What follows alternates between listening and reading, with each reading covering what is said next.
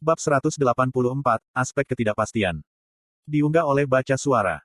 Nico menamparkan bagian belakang rompi duel saya. Apakah kamu siap, Gray? Saya melanjutkan peregangan terakhir saya, lebih karena gelisah daripada mengendurkan tubuh saya.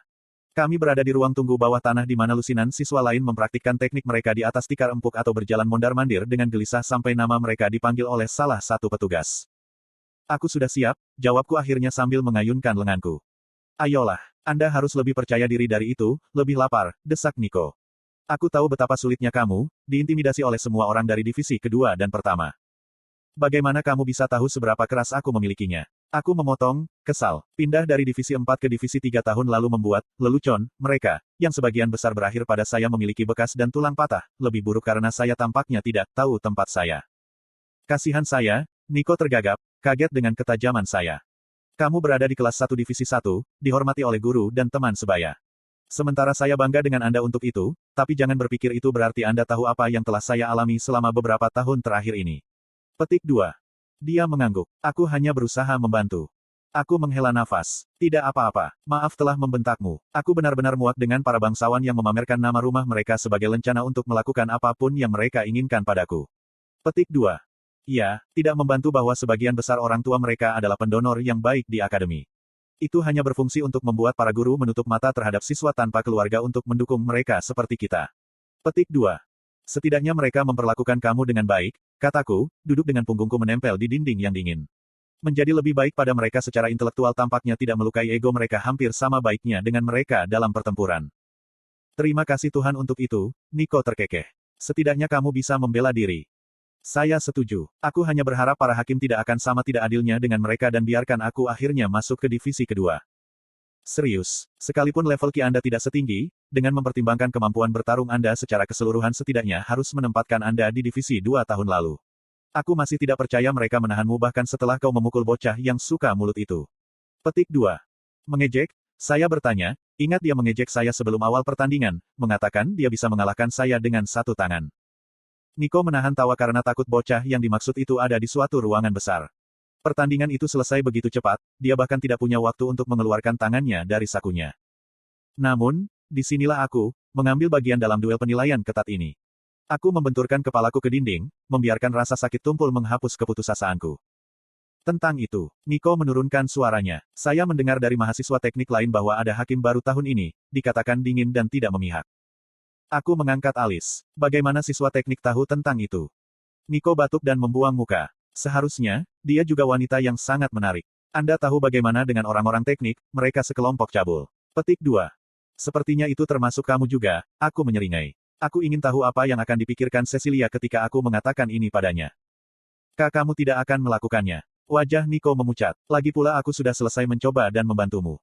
Saat itu, sebuah suara kasar memanggil namaku lewat interkom. Kadet Gray ke Arena 6. Kegagalan untuk menunjukkan akan menghasilkan kerugian otomatis. Sekali lagi, Kadet Gray ke Arena 6. Petik 2. Aku mengambil pedang duel tumpul yang dipinjamkan kepadaku untuk penilaian, dan mengedipkan mata pada Nico. Aku akan membuatmu dan anjing-anjing teknik kecilmu tidak tertarik pada diriku sendiri. Nico hanya menghela nafas kekalahan dan memberi isyarat agar aku pergi. Setelah melambai pada teman saya berjalan menanjak di jalan lebar yang mengarah ke permukaan. Saya harus mengangkat tangan untuk melindungi diri dari matahari siang sampai mata saya bisa menyesuaikan diri, dan ketika itu terjadi saya menemukan diri saya di tengah-tengah sebuah stadion terbuka yang luas. Platform melingkar yang ditinggikan menghiasi lapangan rumput yang luas. Siswa dan anggota fakultas di akademi mengelilingi anjungan, beberapa menilai atau mengintai sementara beberapa hanya ada di sana untuk menonton teman-teman mereka atau lawan yang akan datang. Tempat duduk di sekitar stadion dipenuhi dengan orang-orang yang terlalu jauh untuk dikenali, bukan karena saya tidak kenal mereka. Peristiwa sebelumnya membuatnya mudah untuk mengasumsikan sebagian besar orang dewasa yang duduk adalah anggota keluarga siswa yang berpartisipasi dalam duel penilaian hari ini. Aku berjalan ke arah papan bertuliskan, Arena 6, menyelinap melewati kerumunan yang berkerumun di sekitar arena di antaranya. Hebat, hadirin, aku bergumam pada diriku sendiri. Ada kelompok besar dari berbagai usia yang bersemangat mengobrol di antara mereka. Seorang lelaki parubaya yang gemuk mengangkat tangan ke atas arena, memberikan nasihat menit terakhir kepada bocah seusia saya sampai wasit yang ramping memberitahu lelaki itu agar tidak bersandar di panggung. Saya hampir tidak punya ruang untuk naik tangga yang mengarah ke arena duel yang ditinggikan, dan sepanjang jalan, mata bosan ke saya. Beberapa melemparkan pandangan mencoba menilai saya untuk membuat prediksi mereka sendiri tentang apakah putra mereka, sepupu, keponakan laki-laki, atau apapun hubungan mereka dengan bocah lelaki di atas panggung itu, dapat mengalahkan saya. Di panggung arena hanya berdiri saya, anak laki-laki yang akan saya hadapi, dan wasit. Babak selanjutnya dalam penilaian akan memiliki panel juri yang tidak memihak juga, tetapi ini hanya yang pertama. Buat kami bangga, Simeon. Pria gemuk dari tadi meraung. Kamu bisa melakukannya, Simi. Seorang wanita berambut keriting berteriak gembira. Tuan, penghalang akan segera muncul, jadi tolong jangan bersandar ke arena. Saya tidak akan mengingatkan Anda lagi, kata wasit ramping dengan tegas. Ayah, kumohon. Bocah lelaki bernama Simeon itu mengerang, mengusir ayahnya. Tanpa penundaan lebih lanjut, wasit mengeluarkan kunci dan menyelipkannya di tepi arena. Segera, cahaya berkedip di sekitar kami, menebarkan dinding tembus pandang setinggi sekitar 30 kaki. Senjata di posisi, wasit mengumumkan. Aturan duel tradisional berlaku. Pertandingan akan berakhir ketika salah satu dari Anda menghasilkan atau ketika penghalang pelindung di sekitar rompi duel hancur. Poin akan didapatkan pada kontak yang solid, bukan pukulan sekilas. Kadet Gray, Kadet Simeon Kledome, apakah Anda siap? Petik 2. Aku menjaga agar pedangku tetap rendah, hanya mencengkeram dengan satu tangan, sementara Simeon mengambil pose yang lebih tradisional dengan kedua tangan memegang gagang dan pisau diposisikan secara vertikal di depannya. Kami berdua menundukkan kepala sebagai pengakuan, tatapan kami saling mengunci. Mulai. Segera, Simeon menerjang, membersihkan jarak lebih dari 10 kaki di antara kami dalam satu langkah. Dia telah memusatkan kinya ke kaki belakangnya, mendorong dan mendistribusikan kembali ke seluruh tubuhnya setelah mendapatkan momentum yang ingin dicapai, bukan prestasi yang mudah. Namun, ledakannya tampak seperti mengarungi air kental di mataku. Pada saat pedangnya diposisikan untuk menusuk rompi saya sedang merenungkan antara tiga tindakan yang berbeda. Aku pergi dengan yang paling sederhana, berputar sehingga senjatanya yang tumpul hampir tidak akan meluncur di dadaku. Melaksanakan teknik yang sama seperti Simeon, saya memusatkan ki ke kaki belakang saya dan batang tubuh untuk dukungan. Dalam satu pukulan cepat, saya melangkah ke jangkauan dan berputar menggunakan kaki dan pinggul untuk momentum. Dengan begitu, meskipun aku tidak meningkatkan lenganku dengan ki, kekuatan seranganku sudah cukup untuk menjatuhkan Simeon dari kakinya. Tepat sebelum pedangku menghantamnya, dia berhasil memutar tubuhnya sehingga pundak kirinya mengambil kekuatan pukulan, bukan rompinya. Gah! Simeon menjerit kesakitan saat tangan kanannya menjatuhkan pedangnya dan memeluk bahunya yang terluka. Aku berpikir pasti dia akan menyerah, jadi aku tetap di posisiku, mataku beralih di antara wasit dan Simeon. Bunyi gedebuk menarik perhatianku, dan aku bisa melihat ayah itu membenturkan penghalang dengan liar. Bangun, Simeon, bangun! Setelah serangkaian erangan dan kutukan, lawanku kembali berdiri, lengan kirinya menggantung lemas di sisinya sementara lengan kanannya berjuang untuk memegang pedang panjangnya. Aku melirik wasit, tapi dia menggelengkan kepalanya. Pertandingan belum berakhir.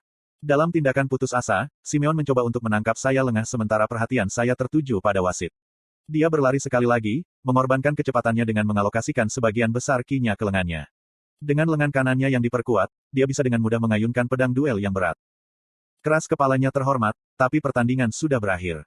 Aku memukul tangan kanannya, menyebabkan Simeon segera menjatuhkan senjatanya. Tanpa berhenti, saya memutar dan menendang paha kanannya, yang tidak dilindungi oleh ki. Simeon mendengus saat dia berlutut. Ujung pedangku sudah menunggunya di bawah dagunya. Iklan.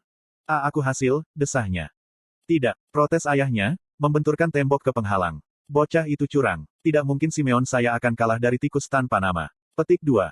Cukup, wasit memarahi. Duel penilaian Kadet Simeon Kledome akan terjadi di antara para taruna yang dikalahkan lainnya sementara Kadet Gray akan melanjutkan. Itu semuanya.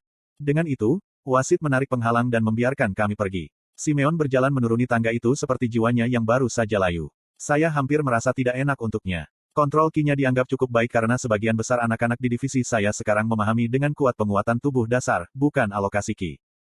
Ibunya segera memberinya pelukan dan dengan hati-hati membelai bahunya yang terluka sementara ayahnya menatap belati, seolah-olah kehilangan putranya adalah karena aku.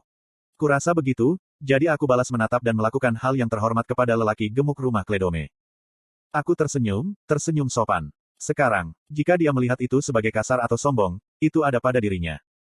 Arthur Leywyn. Apa yang kamu impikan? Tanya suara kasar yang familiar, membuatku kaget. Mata saya terbuka untuk melihat Virion, wajahnya hanya berjarak 1 kaki dari saya, berkerut lebar. Gah! Aku berteriak, melesat ke atas dan hampir bertabrakan dengan lelaki tua itu. Dari samping, aku bisa mendengar Emily dan adikku terkikik sementara Bu dan Sylvie tertawa geli. Sialan, Virion, wajahmu sangat menakutkan, aku mengutuk, mengumpulkan akalku. Kamu tersenyum sangat lebar sehingga aku hanya harus membangunkanmu dan mencari tahu apa yang sedang kamu impikan. Elf tua itu mencibir. Apakah itu mungkin salah satu dari mimpi-mimpi itu? Lanjutnya, mengibas-ngibaskan alisnya. Apa kamu yakin bisa memimpin seluruh pasukan benua ini? Aku mengerang, melawan keinginan untuk memutar mataku. Komandan, yang dengan santai duduk di tanah di sebelahku dengan punggung menempel pada dinding logam dingin di ruang pelatihan seperti halnya sesepuh tua yang mungkin kau temukan di kota, hanya mengangkat bahu. Aku cukup yakin tersenyum cabul saat tidur di tempat umum juga tidak cocok dengan tombak. Itu bukan senyum cabul, saya memprotes. Itu agak menyeramkan, Ellie menimpali. Itu hanya mimpi ketika aku masih muda. Anda tahu, ketika waktu lebih sederhana, balasku. Itu bukan bohong, hanya saja tidak seluruh kebenaran. Ellie bertukar pandangan dengan ikatanku sebelum mengangkat bahu. Apakah itu mimpi lain dari kehidupan lamamu? Sylvie menyelidiki, khawatir dengan suaranya. Aku tidak akan terlalu khawatir tentang itu, Sylv, aku menghibur. Memalingkan pandanganku dari ikatan fulpinku, aku menyaksikan Katin dan ketiga tetua selesai melakukan pemanasan. Hanya 1 hari telah berlalu sejak sesi latihan pertama, tetapi fakta bahwa aku tidak bisa tidur ketika mencoba sia-sia untuk mengeluarkan mana dari tanduk Uto tanpa aklorite di tangan kananku menyerapnya terlebih dahulu membuatnya merasa seperti seminggu telah berlalu oleh. Hal terakhir yang saya ingat adalah datang ke ruang pelatihan dan melihat saudara perempuan saya dan Bu dengan Virion. Sementara Emily dan Alanis menyiapkan peralatan pelatihan yang dia buat untuk Katin dan para penatua, aku duduk dan berbicara dengan komandan. Saya telah bertanya kepadanya tentang asisten pelatihan pribadi saya dan bagaimana dia bahkan menemukan seseorang seperti dia dan mengapa dia tidak pernah repot-repot memberi tahu saya. Virion telah menjelaskan bagaimana ia pertama kali bertemu Alanis saat mengunjungi unit yang ditempatkan di dekat perbatasan selatan Illinois, tempat hutan El Sire berakhir. Dia menemukan Alanis di salah satu tenda petugas medis membantu seorang prajurit yang disergap oleh binatang buas yang rusak. Sementara dia hanya seorang perawat di sana, Virion tampaknya melihat nilai sebenarnya dari sihirnya yang menyimpang dan membawanya ke kastil. Selama saya berlatih di Epeotus, Virion telah membuat semua tombak menjalani evaluasi oleh Alanis sehingga mereka dapat meningkatkan mana aliran mana mereka yang paling lemah atau paling lambat. Virion menjelaskan kepadaku bahwa binatang buas adalah apa yang dijuluki para tentara binatang buas mana yang terinfeksi oleh Fritra adalah hal terakhir yang bisa kuingat sebelum bangun ketika melihat wajah lelaki tua itu melayang di atas wajahku.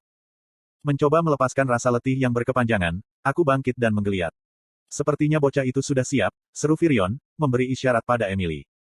Seniman itu bergegas kepada saya, membawa peralatan pelatihan yang berhasil dia tingkatkan dalam waktu sesingkat itu. Alih-alih baju besi kulit penuh yang digunakan untuk memantulkan kembali gelombang mana yang diperlukan untuk Emily untuk merekam kekuatan mantra saya tanpa mengganggu pembacaan internal Alanis, saya sekarang hanya harus menempelkan beberapa pita pada lengan dan kaki saya dan memakai pelat dada tipis dengan permata tertanam di atasnya. Setelah saya selesai memakai peralatan baru, asisten pelatihan saya mendekati saya dengan mata terpaku pada buku catatannya. Jenderal Arthur, saya telah selesai menyusun jadwal pelatihan selama 7 minggu ke depan untuk meningkatkan waktu aliran mana Anda selama augmentasi tubuh dan mengejar elemen-elemen Anda yang lebih kecil, katanya, mengangkat pandangannya ke arahku sambil menyerahkan buku catatannya. 2 minggu pertama akan menjadi pelatihan 1 lawan 1, saya perhatikan setelah melihat sekilas. Itu mungkin bukan penggunaan waktu terbaik mengingat aku hanya punya 2 bulan, kan? Aku setuju, dia mengangguk, mengambil kembali buku catatannya. Namun, tujuanmu dalam semua ini, Jenderal Arthur, dengan membenamkan diri dalam skenario pertempuran yang melibatkan semua elemen, adalah untuk memperoleh pengetahuan tentang elemen mana yang paling baik digunakan. Tergantung pada situasi untuk menerapkannya dalam pertempuran nanti, benar. Petik 2. Proses berpikirnya jauh lebih teknis, tetapi dia mendapatkan intinya. Benar. Meskipun patut dipuji bahwa Anda bersedia menjadi boneka pelatihan untuk mencapai tujuan ini, itu tidak praktis karena satu alasan utama.